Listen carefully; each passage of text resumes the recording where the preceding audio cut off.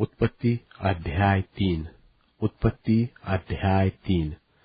मनुष्य के पापी हो जाने का वर्णन। यहोवा परमेश्वर ने जितने बनेल पशु बनाए थे उन सब में सर्प धूर्त था, और उसने स्त्री से कहा, क्या सच है कि परमेश्वर ने कहा कि तुम इस वाटिका के किसी वृक्ष का फल न खाना? स्त्री ने सर्प से कहा, इस वाटिका के वृक्षों के फल हम खा सकते हैं, पर जो वृक्ष वाटिका के बीच में है उसके फल के विषय में परमेश्वर ने कहा है कि न तो तुम उसको खाना और न उसको छूना, नहीं तो मर जाओगे। तब सर्प ने स्त्री से कहा, तुम निश्चय न मरोगे, वरन परमेश्वर आप जानता है कि जिस दिन तुम उसका फल खाओगे उसी दिन तुम्हारी आंखें खुल जाएगी और तुम भले बुरे का ज्ञान पाकर परमेश्वर के तुल्य हो जाओगे।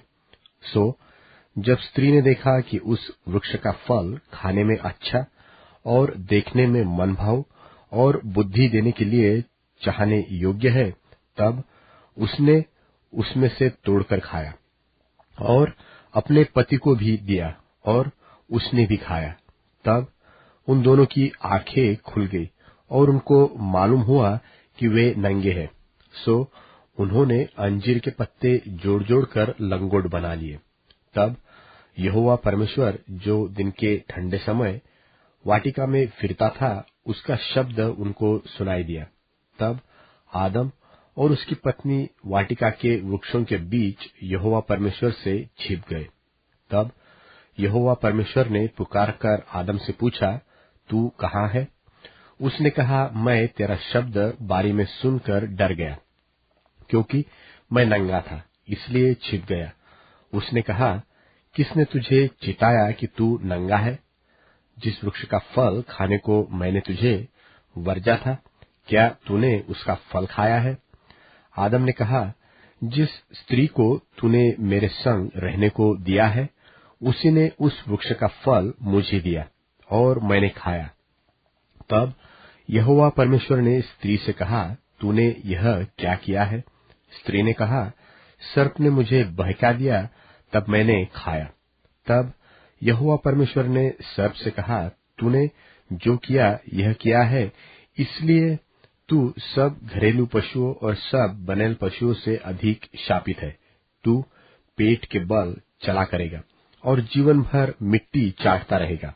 और मैं तेरे और इस स्त्री के बीच में और तेरे वंश और इसके वंश के बीच में बैर उत्पन्न करूंगा। वह तेरे सिर को कुचल डालेगा और तू उसकी एड़ी को डसेगा। फिर स्त्री से उसने कहा, मैं तेरी पीड़ा और तेरे गर्भवती होने के दुख को बहुत बढ़ाऊंगा।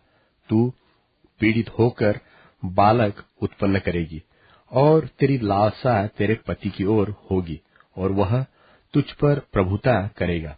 और आदम से उसने कहा, तूने जो अपनी पत्नी की बात सुनी और जिस वृक्ष के फल के विषय में मैंने तुझे आज्ञा दी थी कि तू उसे न खाना, उसको तूने खाया है, इसलिए भूमि तेरे कारण शापित है।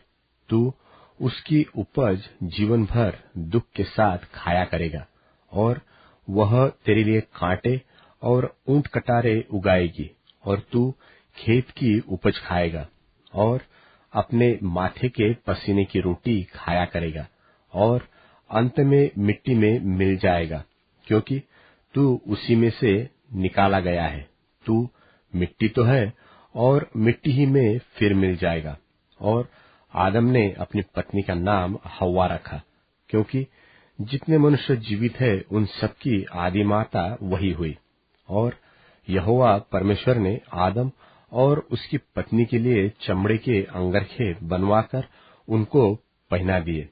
फिर यहोवा परमेश्वर ने कहा, मनुष्य भले बुरे का ज्ञान पाकर हम में से एक के समान हो गया है, इसलिए अब ऐसा न हो कि वह हाथ बढ़ाकर जीवन के वृक्ष का फल भी तोड़ के खा ले और सदा जीवित रहे।